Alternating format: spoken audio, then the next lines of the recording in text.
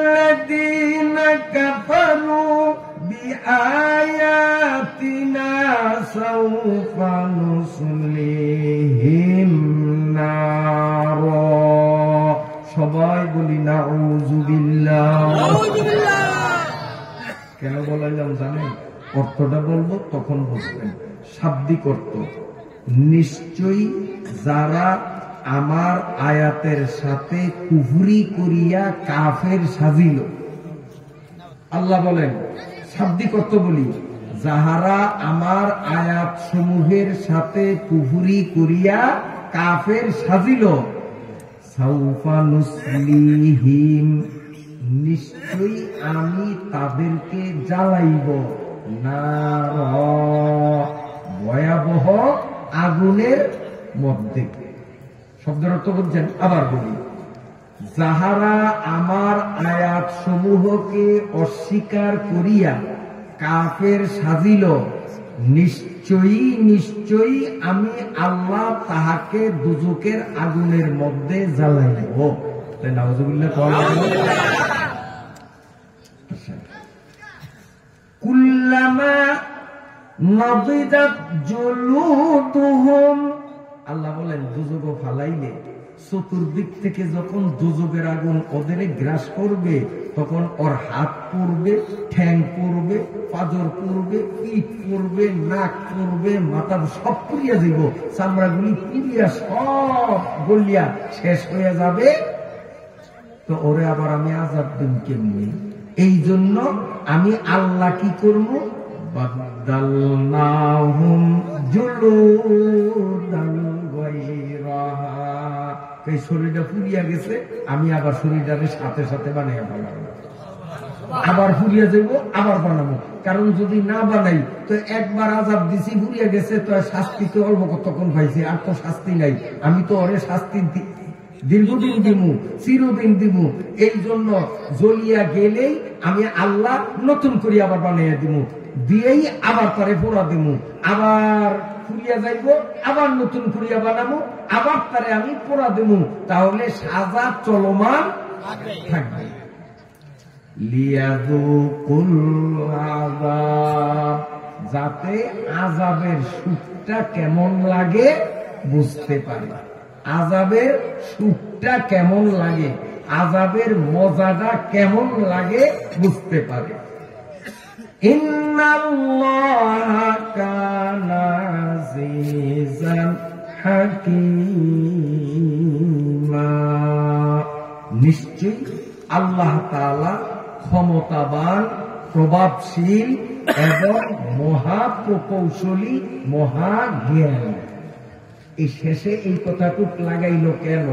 যে কাহারও মনে সন্দেহ আসতে পারে যে কাফেররা দুজকে যাইবে, আবার আগুন জ্বালাইয়া পোড়া দিবে, ফুরিয়া গেলে নতুন করিয়া বানাইবে, আবার পোড়া দিবে, আবার নতুন করিয়া বানাইবে, আবার পোড়া দিবে। এইটাও কি সম্ভব? আল্লাহ কি এটা করতে পারবো? আল্লাহ এটার জবাব দেয়, ইন্নাল্লাহা কানা আজিজা। আল্লাহ বলেন আমার এক নাম হলো আজিজ। আজিজ অর্থ হলো যা করার ইচ্ছা করি আমি তাহা করার মতো শক্তি আমার আছে। আজিজের সোজা বাংলা অর্থ যে যা করার ইচ্ছা সেই শক্তি তার আছে, যার তাকেই বলে আজিজ।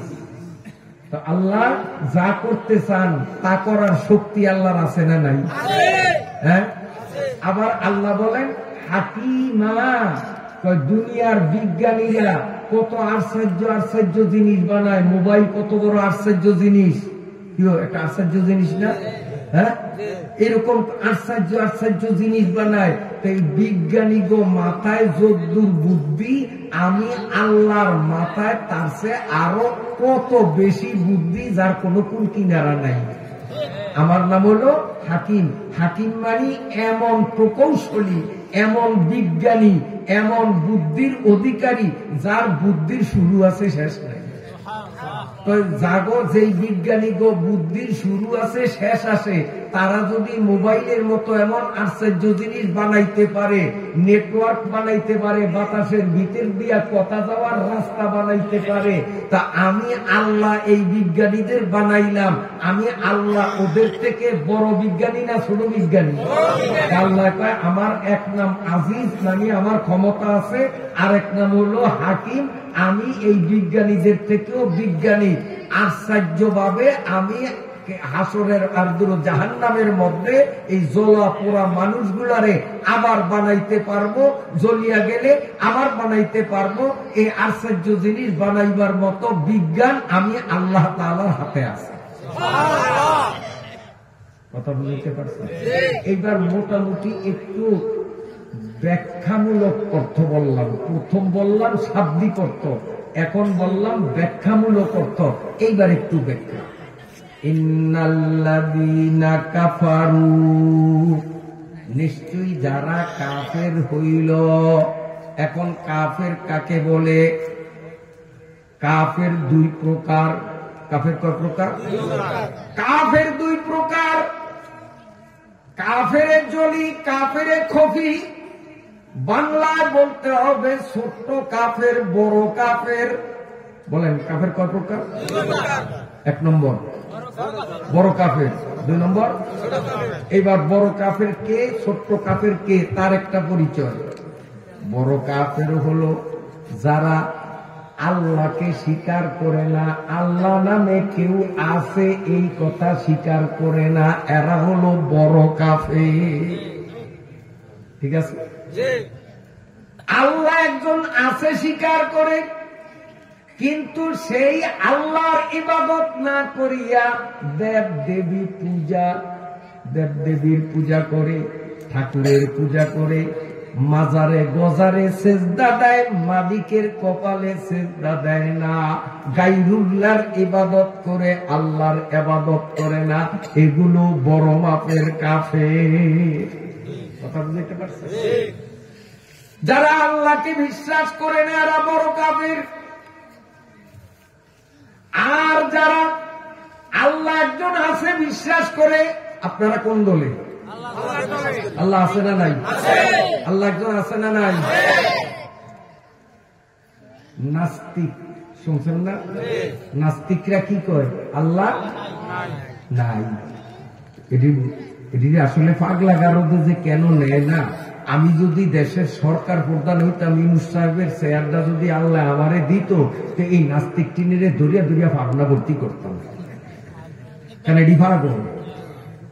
হে আপনি কবেন যে হুজুর কেলে ওয়াজের স্টেজে আসে এত বড় কথা, আপনারা হুজুর মানুষ কি জানেন যে বেড়ারা নাস্তিক, হ্যাঁ মুরগি ওই যে, আর বাহিরা কইলাম না, বাহিরকে আপনারা বুঝতে যাবেন, মুরগি নামে বাইরা আছে না এক বেড়া, হ্যাঁ এই মুরগি চোরা, মুরগি সাপ্লায়ার, এরকম আরো যেডি আছে, এরা কত বড় শিক্ষিত, এদের কত সার্টিফিকেট আছে, আর আপনি এদেরকে বললেন পাগল, এদেরকে বললেন কি একেবারে পাগলা গারদে ভর্তি করণ দরকার।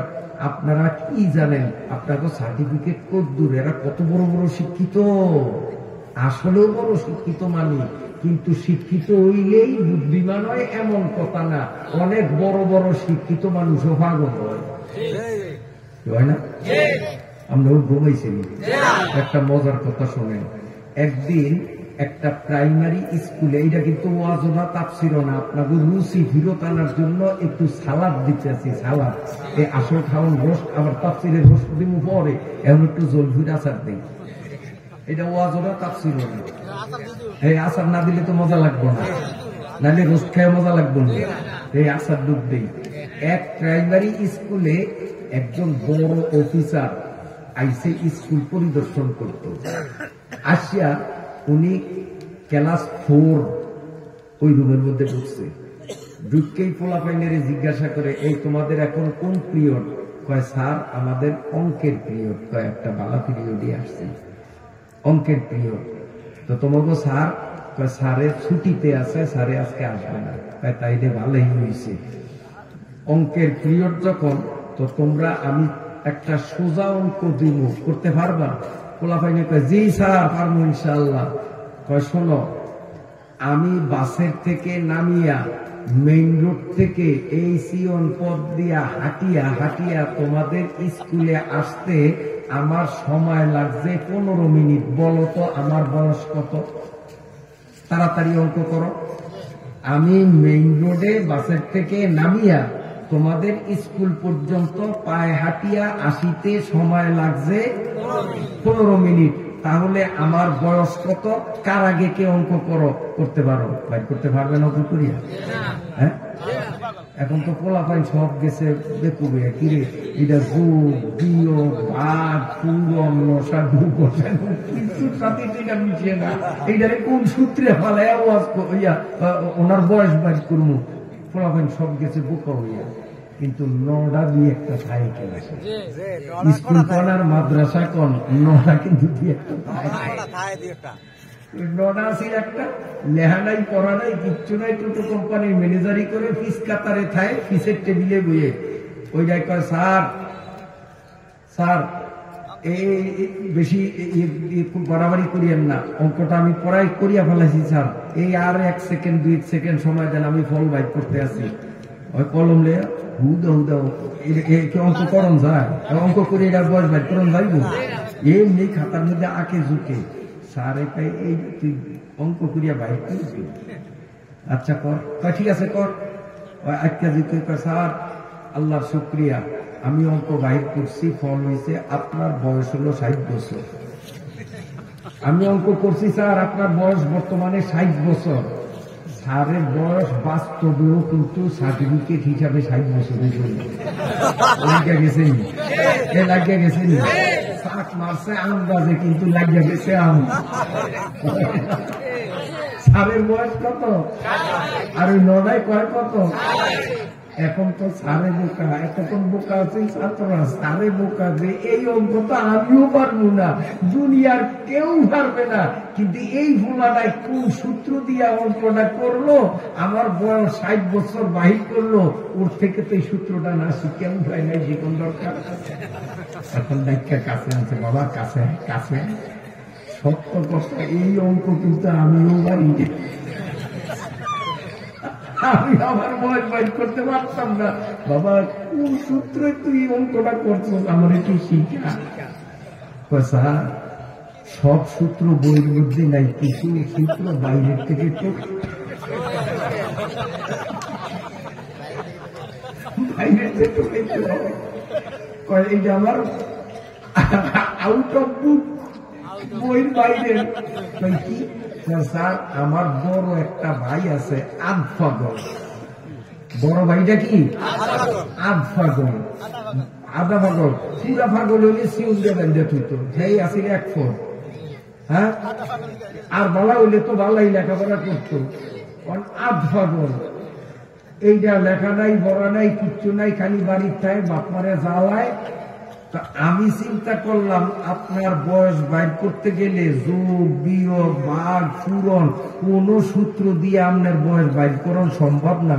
তখন আমি মাথা খাটাইলাম যে আমার আধ পাগল ভাইয়ের বয়স যখন চলতে আছে 30 বছর, তো আর সারে মনে হয় পুরা পাগল, কারণ পুরা পাগল না হইলে এরকম প্রশ্ন করে না। তাহলে আধ পাগলের বয়স যদি হয় কত? 30। পুরা পাগলের বয়স আগে আমি এই সূত্রে করছি চালানোর বয়স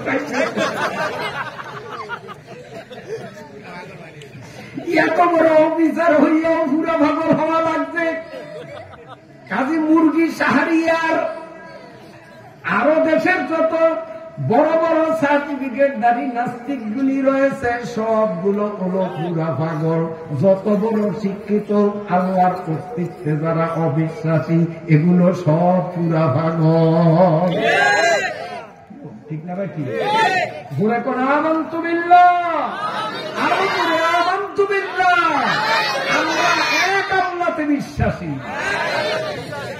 ইন্নাল্লাযীনা কাফারু বিআয়াতিনা সানুসলিহিম সাউফা নুসলিহিম নারা। আমি আমি ব্যাখ্যায় বলতেছিলাম কাফের দুই প্রকার। বড় মাপের কাফের হলো নাস্তিকরা, যারা আল্লাহরে বিশ্বাস করে না। এই বড় মাপের কাফের গুলো একবার দুজকে যে ঢুকবে পশ্চিম কালের জন্য আর বের হতে পারবে না। চিরকাল চিরকাল এই জাহান্নামের মধ্যে জ্বলতে থাকবে। কুল্লামা নাদিজাত জুলুদুহুম বাদদালনাহুম লিয়াযুকুল আযাব।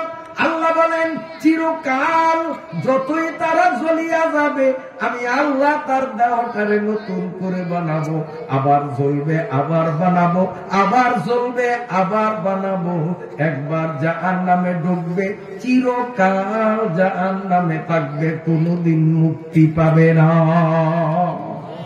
এটা হলো বড় কাফের। ফেরাউন, কারুন, নমরুদ, সাদ্দাত, ফেরাউন, আবু জেহেল, এগুলোর কোনদিন মুক্তি নাই। এগুলো বড় কাফের। কাফের খফি, ছোট্ট কাফের, তারা এক আল্লাহকে বিশ্বাস করে কিন্তু আল্লাহর কথাগুলি মানে না। এই কথা বুঝছেন? এক আল্লাহতে বিশ্বাসী কিন্তু আল্লাহর আইন মানে না। ওয়াল্লাযীনা কাফারু বিআয়াতিনা,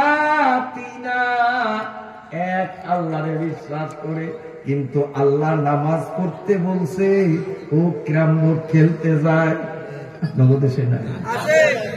আল্লাহ পাক রোজা রাখতে বলছে, কিন্তু চানমিয়া বাজার রমজান মাসেও চার দোকান খোলা রাখিয়া বেচা বিক্রি চলে। আপনাদের এনে চলে না বলে? এই মানুষগুলোর জিজ্ঞেস করলে এরা কি উত্তর দিবে? আল্লাহ নাই, আল্লাহ নাই কইব। তাহলে এক আল্লাহতে বিশ্বাসী কিন্তু আল্লাহর আইন মানে। আল্লাহ কইছে রোজা রাখতো, রাহে না। আল্লাহ কইছে নামাজ পড়তো, নামাজ পড়ে না। আল্লাহ বলছে সুদ না খাইতে, এরা সুদ খায়। তাইলে এরাও কাফের, তবে এরা ছোট মানের কাফের।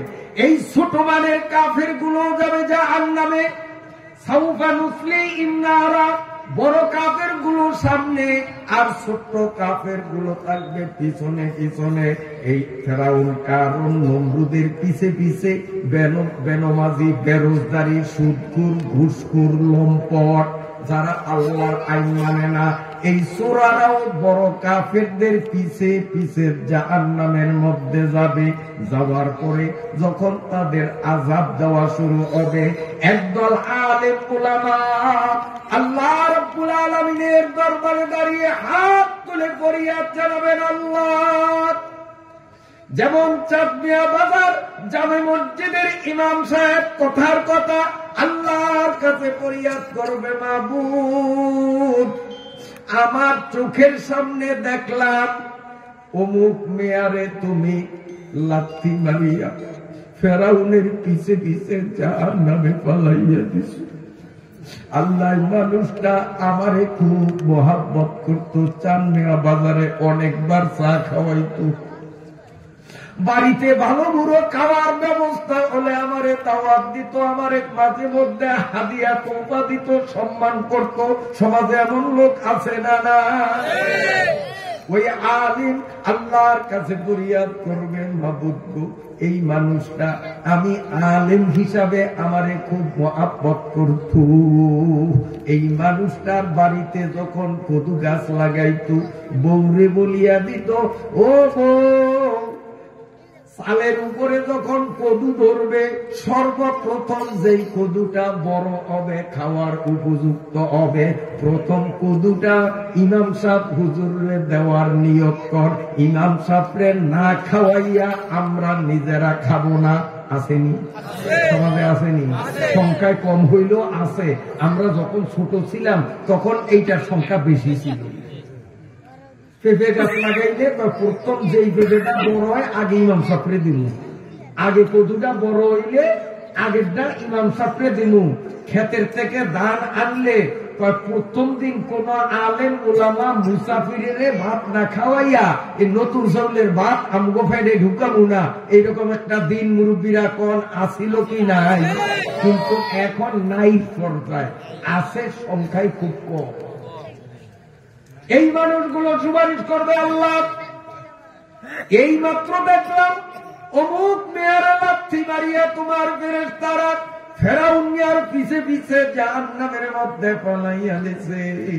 মাবুদ গো, এই মানুষটা আমারে তসবিহ কিনিয়া দিছে, এই মানুষটা আমার একটা পাঞ্জাবি বানাইয়া দিছে, এই মানুষটা আমারে চা খাওয়াইতো, সালাম দিত, সম্মান করত। আল্লাহ, তার জন্য আমার বড় মায়া লাগে। মাবুদ গো, আমি তো তোমার কোরআনের আলেম।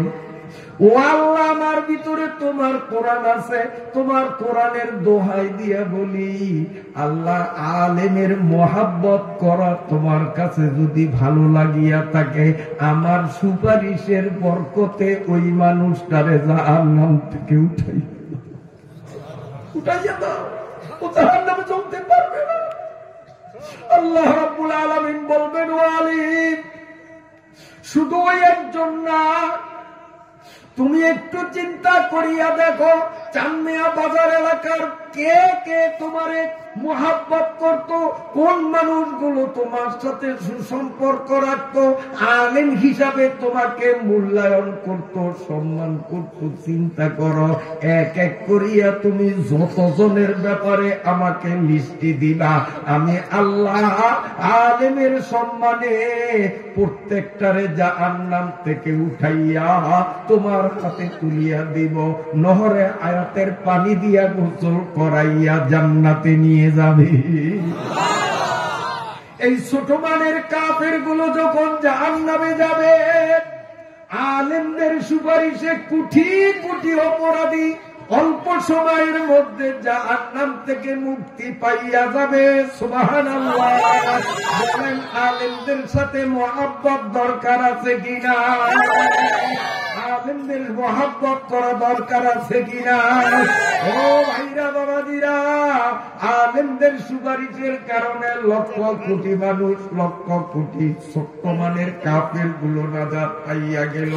আর যেই মানুষগুলো আলেমদেরকে বলতো জঙ্গি, আলেমদেরকে বলতো সাম্প্রদায়িক শক্তি, আলেমদেরকে বলতো সমাজের বোঝা, বলতো কিনা? আসলে চোরায় চুরি করিয়া সারতে না পারিয়া তখন চোরায় দৌড়ায়, আর চোরায় কয় চোর যায়, চোর যায়, চোর যায়। যেই চোরারা আলেমদেরকে জঙ্গি বলছে, বোমাবাজ বলছে, সন্ত্রাসী বলছে, সাম্প্রদায়িক শক্তি বলছে, আরো কত কিছু, মৌলবাদী, আমরা ভুলে গেছেন কয় না আগের কথা।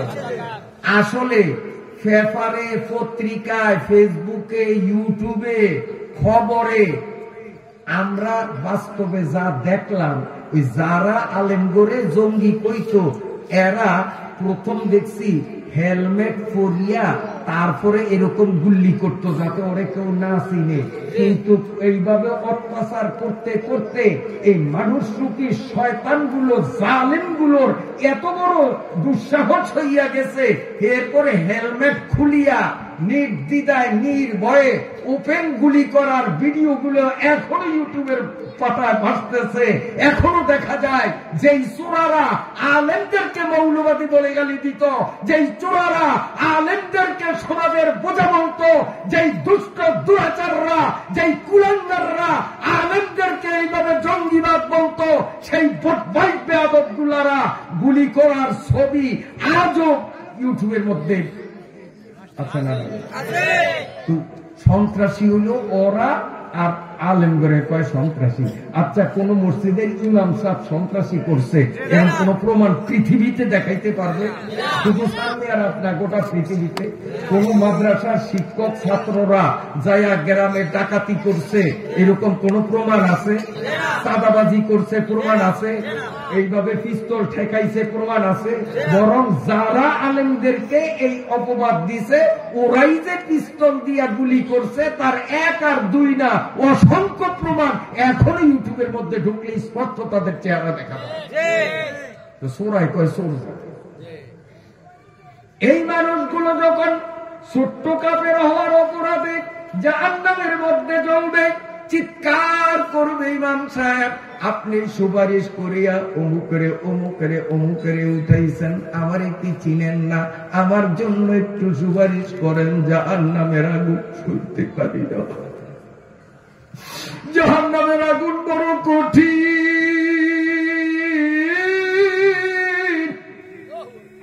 ডাইনে আগুন, বামে আগুন, উপরে আগুন, নিচে আগুন। আগুনের সমুদ্রের মধ্যে হাবুডুবু খাইবে আর বলবে, ইমাম সাহেব আপনি অমুকের সুপারিশ করিয়া উঠাইলেন, আবার কি চিনেন না? সহ্য হয় না, আমার বেলায় একটু সুপারিশ করেন, আল্লাহ আমার যেন মুক্তি দেয়।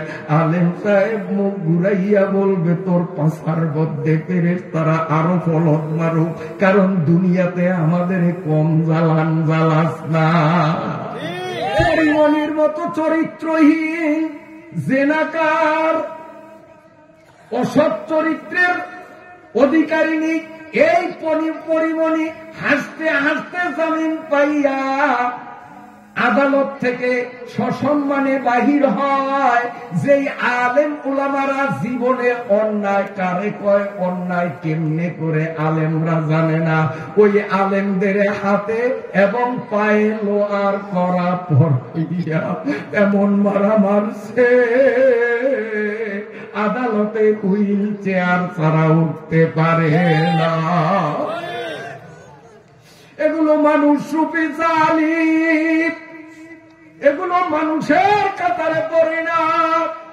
ইমাম সাহেব বলবেন, এ ছোট্ট কাফের, আল্লাহ মানছ কিন্তু আল্লাহর হুকুম মানো নাই, দুনিয়াতে আলেম উলামাদের সাথে খারাপ ব্যবহার করেছো, এখন সুখটা কেমন লাগে থাক, তোর জন্য আমার মোটেও মায়া লাগবে না। আলেমের সাথে যার মোহাব্বত, আলেম তার জন্য মায়া করবে। আলেমের সাথে যার দুনিয়ায় শত্রুতা, সেদিন আলেমের তার জন্য কি মায়া লাগবে নি? জোরে কোন মায়া লাগবে নি? ইয়াউমা ইয়াফিরুল মারউ মিন আখিহি, আল্লাহু আকবার। সেই দিনটা তো বড় ভয়াবহ দিন হবে। ভাই ভাইরে পরিচয় দিবে না, বাবা সন্তানের পরিচয় দিবে না, স্বামী স্ত্রীর পরিচয় দিবে না। আলেম তার শত্রুরে কেমনে পরিচয় দিবে? স্বামী তো স্ত্রীর পরিচয় দিবে না, স্ত্রী তো স্বামীর পরিচয় দিবে না, বরং চাইবে ওরে ফাঁসাইয়া কোনো মতে আমি পার পাইতে পারি। দুনিয়ায় যে স্ত্রীর জন্য সুদে ঘুষে চুরি করিয়া খালি কামাই করি, বউরে বালা শাড়ি পরাবো, বালা খাওয়ামু, ইলিশ মাছ খাওয়ামু, আদর করমু, আমার সেই আদরের বউ হাসরের দিনে চাইবে যে আমারে কোনো মতে ফাঁসাইয়া দিয়া সে নিয়ে একটু পার পায় জান্নাতে যাইতে পারে, সেও কিন্তু আমার জন্য মায়া করবে না। আলেমের দুশ্মনদের জন্য আলেমে মায়া করবে, এটা কল্পনাও করা যায় না। এই জন্য চাঁদনি এলাকার মানুষদের থেকে জানতে চাই, আমরা মুসলমান, মুসলমানদের ইসলামের শিক্ষা আমরা আলেমদের মাধ্যমে পাই। আলেমদের ইক্তেদা করে আমরা শরীয়তের বড় বিধান নামাজ আদায় করি, শরীয়তের খুঁটিনাটি প্রয়োজনীয় মাসলা মাসাইল গুলো আলেমদের থেকে আমরা জানি। আলেমরা দুনিয়া আখেরাতে আমাদের জন্য ভালো উপদেশ গুলোই দিয়া থাকে, ঠিক কিনা? অতএব আলেমদেরকে মুহাব্বত করব, কে কে রাজি আছি? আল্লাহ কবুল করেন। এখন জোরে স্লোগান হবে, আলেম আছে যেখানে, পীর বুজুর্গ যেখানে, আল কোরআনের আলো।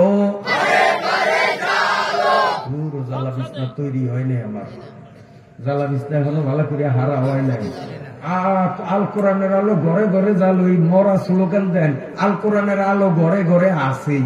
কারণ এমন মুসলমানের ঘর নাই যেই ঘরে অন্তত আলহামদুলিল্লাহ সূরা নাই, বিসমিল্লাহ নাই, আছে? সবার ঘরে অন্তত বিসমিল্লাহির রহমানির রহিম এটুকুলেও তো আছে। নামাজ নাই, পর্দা নাই, কিচ্ছু নাই, অন্তত বিসমিল্লাহ তো ভরে কাম করার সময়। আল কোরআনের আলো ঘরে ঘরে জ্বালো, ঘরে ঘরে আল কোরআনের আলো একটু হইলেও আছে। এই স্লোগান এখন না, এখনকার স্লোগান হবে আল কোরআনের আলো সংসদে জ্বালো, আল কোরআনের আলো, আল কোরআনের আলো, আলেম উলামা যেখানে, পীর আউলিয়া যেখানে, ঠিক আছে তো? যদি আলেমরা যেখানে আমরা সেখানে, এ কথা বুঝতে হবে। এখানে পেঁচ আছে, অনেকে কয় আমগুলোকেও আলেম আছে, একদল আছে গাঠিটা নুনিয়া, হ্যাঁ এরা মানুষের ধোকা দেয়, আমগো লগেও আলেম আছে, ও তো তোগো লগে আলেম আছে, আর আমরা আলেম গো লগে আছি, কাজী তোরা বাতিল আমরা ঠিক। বাতিল তাবলিগ যারা করে তারা বলে আমগো লগেও আলেম আছে, এটা ওদের মুখের কথা, তাহলে অগো লগে আলেম আছে, বারাকি আলেম ওই যে বুঝা দেয়। আলেমরা তো অধিকাংশ গরিব, মোটা অঙ্কে টেয়া দেয়, টেয়া দিয়া টেয়ার লোভে করিয়া অথবা সামাজিক চাপে করিয়া অবলগে আলেম আছে। কিন্তু মেজরিটি পার্সেন্ট মুসলমান আলেমরা যেই তাবলিগ করে সেই তাবলিগের সাথে আছে, কাজে আমগুলোকে আলেম আছে এইটা না, বরং আলেমগুলোকে আমরা আছি, ঠিক আছে কিনা? আমরা আলেমদের সাথে আছি, ঠিক আছে কিনা?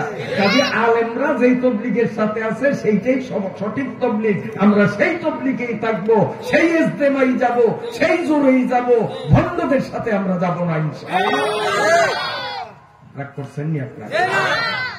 বন্ধুরা আমার, এই ছোট্ট মানের কাফের গুলো আলেমদের সুপারিশের মাধ্যমে কিছু কিছু তো মুক্তি পাইয়া যাবে, আর কিছু কিছু আলেমরা সুপারিশ না করার কারণে তারা সেখানে জ্বলতে থাকবে, জ্বলতে জ্বলতে জ্বলতে জ্বলতে জ্বলতে জ্বলতে দীর্ঘ মেয়াদ কাল জ্বলবে। উদাহরণস্বরূপ বলি যে 1000 বছর তার সাজা, কথার কথা এত অল্প সাজা দিব না, এটা একটা উদাহরণ দিলাম আপনাদের বোঝার জন্য, অল্প ছোট দিলাম। 1000 বছর ওর সাজা দুজকে জ্বলতে হইব, তারপরে তার মুক্তি। এখন জ্বলতে আছে, জ্বলতে জ্বলতে জ্বলতে জ্বলতে জ্বলতে জ্বলতে আর 5 বছর বাকি আছে, আর 5 বছর খাটলেই 1000 বছর পুরো হইব। এইবার 1 জাররা ঈমান আছে কারণে এবার কি মুক্তি পাইবে। মান ক্বালা লা ইলাহা ইল্লাল্লাহ দাখালাল জান্নাহ। 1 জাররা পরিমাণ ঈমান আছে, এই জন্য নির্ধারিত পরিমাণ সাজা ছোট কাফেররা ভোগ করার পরে জাহান্নাম থেকে মুক্তি পাইয়া নহরে হায়াতের পানিতে গোসল করিয়া তারপরে জান্নাতে যাবে। বলেন আলহামদুলিল্লাহ। এখন সাজা কয় বছর? 1000 বছর। খাটতে আছে, খাটতে খাটতে আর কয়দিন খাটানো লাগবো? 5 বছর। তো 5 বছর পরেই তো খালাস পাইব। তখন আলেম একটু মনটা নরম, আলেমরা তখন বেহেশতের মধ্যে থাকিয়া তো বলে, আল্লাহ ও আল্লাহ, ডরে কই নয়, আরো আগে কইতাম, মন চাইছে, আল্লাহ আমরা অনুমতি দিলে একটা কথা কইতাম। আল্লাহ বলবেন, এ আলেমরা, তোরা আমার জান্নাতের মেহমান, আমার কাছে সম্মানী, ইন্না আকরামাকুম ইনদাল্লাহি আতকাকুম, তোরা মুত্তাকি হিসাবে আমি আল্লাহর কাছে বড় সম্মানের দাবিদার, কাজী তোগো কোনো ভয় নাই, কি কবি কইলেই আমি শুনবো, যা আবদার করবি আমি রক্ষা করব। দুনিয়াতে আমরা আল্লাহর মন জোগাইয়া চলিব, আর জান্নাতে চিরকাল আল্লাহ আমার মন জোগাইয়া চলিবেন। কথা বোঝেন না? দুনিয়াতে মাত্র কয়টা বছর আমরা চলবো কার মন জোগাইয়া? আল্লাহ। আর জান্নাতে ঢুকলে চিরকাল আল্লাহ আমার মন জোগাইয়া চলিবে। হে নবীপুরি কি চাস? আল্লাহ এইটা চাই নেই। আপনি করেন যে আল্লাহ আমি এইটা চাই, বুঝেনি? ওয়ালাদাইনা মাজিদ, আল্লাহ কয় তুই তো সব জিনিসের নাম জানোস না, সব জিনিস চিনোস না, যেই কটার নাম জানোস চাইছস, বাহিনীর নাম জানোস চিনোস না, চাইতেও পারস না, যা আমি ওডিও তোরে দিয়া দিলাম। আল্লাহ। তখন আল্লাহ কইল যে, ও আলেমরা, তোরা আমার মেহমান, কি চাবি চা, কি দাবি করবি? বুঝছি তো কিছু দাবি করবি। আল্লাহু আলিমুম বিজাতি সুদূর, আল্লাহ তো জানে, তারপরে মুখে শুনতে চাই, কি দাবি করবি? আল্লাহ ওই যে অনুপ তেনা, তেনা বুঝেন তো, নর পিছে একার দিয়া সামনে আকার দিলে তেনা, কারণ এটি নেতা কখন ভুল, কারণ এটি তেনার থেকেও নিকৃষ্ট। তেনা তবে মুতলে ঢিলা হিসাবে ব্যবহার হয়, আর এই চোরারা সেই ঢিলা হিসাবেও ব্যবহার হওয়ার উপযুক্ত না। আমার কথা বেজার হয়েছে নি? আমরা এই জন্য কইছি নয়কার নে কয়কার তা তেনা। তো কইব যে আল্লাহ ওই তেনা কি একটা 5 বছর বাকি আছে, আল্লাহ তো 5 বছর পরে কি করবে? 5 বছর পরে তো সাজা শেষ, মুক্তি দিব। আল্লাহ ডরে কই নেব, আল্লাহ ডর নেই, আল্লাহ 5 বছর পরে তো আপনি মুক্তি দিবেন, এটা ঠিক। আমার ওয়াদা কি আবার বেঠিক নেই, 5 বছর যখন যাইব ওর মেয়াদ শেষ, ওরে তো আমি নিজেই মুক্তি দিব, নরে হায়াতের পানি দিয়ে গোসল করাইয়া জান্নাত দিব, আরো 5টা বছর খাইয়া লোক। আল্লাহ তো 5 বছর পরে যখন আপনি মুক্তি দিবেন, আজকে যদি আপনি মুক্তি দিয়া দেন, অন্তত আমার মোড়ের দিকে চাইয়া আমার সম্মানে আপনার কি কোনো ক্ষতি হইব? আল্লাহ করতে এই কথাটা আরো আগে কইলে পারতি, তুই তো আরো আগে মুক্তি দিয়ে দিতাম। আল্লাহ কেমনি কইতাম, দুনিয়াতে আমারে কইছে জঙ্গিবাদী, দুনিয়াতে আমারে কইছে মৌলবাদী, আমার মনে বড় কষ্ট আছে, এই কথা কই নাই। আল্লাহ কিন্তু ওর আযাবের দিকে চাইয়া আর মনে মানে না, এই জন্য কি 5 বছর খাটে না, ও আল্লাহ আপনি একটু উড়িয়ে দিলে আমি খুশি হইতাম। আল্লাহ কয় তুই আলেমে যখন সুপারিশ করছ, ওই 5 বছর ওর আর খাটন লাগবো না, আমি আল্লাহ এই ছোট কাফের দ্বারে মাফ করিয়া দিলাম, এখন নহর হায়াতের পানি দিয়ে গোসল করে তুই তার জান্নাতের মধ্যে লইয়া যা।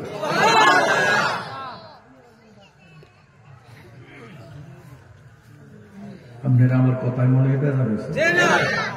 কোরআন শরীফ আমার হাতে, আমি সূরা নিসার আয়াত পড়ছি, আয়াতের ব্যাখ্যা করছি, আমার ডাইনে বামে সামনে পিছে আলেম আছে, অপব্যাখ্যা করলে আমারে ধরতে পারে সেরকম লোক আমার পাশে বসা আছে। ইনশাআল্লাহ আমি অসত্য কথা বলি না, অপব্যাখ্যা ভুল ব্যাখ্যাও করি না। কষ্ট হয় আপনাদের? আল্লাহ পিছের তো মুরব্বী কয় হুজুর একটু লোকের সামনে আগে কইলে ভালো হয়, কিন্তু আমার শরম করে কেমনি কইতাম, দিব না, হাত নাই, আমার শরম করে, আমার কইতে লজ্জা লাগে। আপনাদের আগ্রহের কথা আমি করি না, চাই আপনারা কিছু করতে পারেন, একটু সাথে মাশাআল্লাহ মাশাআল্লাহ জিকির করেন, লা ইলাহা ইল্লাল্লাহ। পুরো ময়দান ভিড়া, পুরো ময়দান ভিড়া, আল্লাহর বান্দারা আসতেছে, রাত বাড়তেছে আর শ্রোতা বাড়তেছে, বসার জায়গা নাই। একটু নড়িয়ে সরিয়া বসেন না, একটু পিছনে যাতে কিছু ভাই বসার সুযোগ পায়। জিকির করেন লা ইলাহা ইল্লাল্লাহ।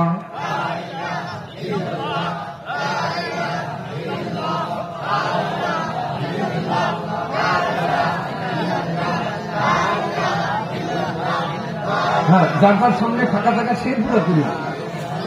খুব গুরুত্বপূর্ণ আলোচনা, শিক্ষণীয় আলোচনা ইনশাআল্লাহ।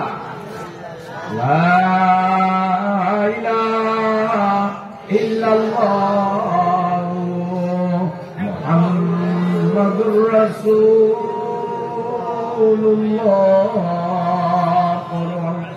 আউযু বিল্লাহি মিনাশ শাইতানির রাজীম। বিসমিল্লাহির রাহমানির রহিম। ওয়াল্লাযীনা আমানু ওয়া আমিলুস সালিহাতি সানুদখিলুহুম জান্নাত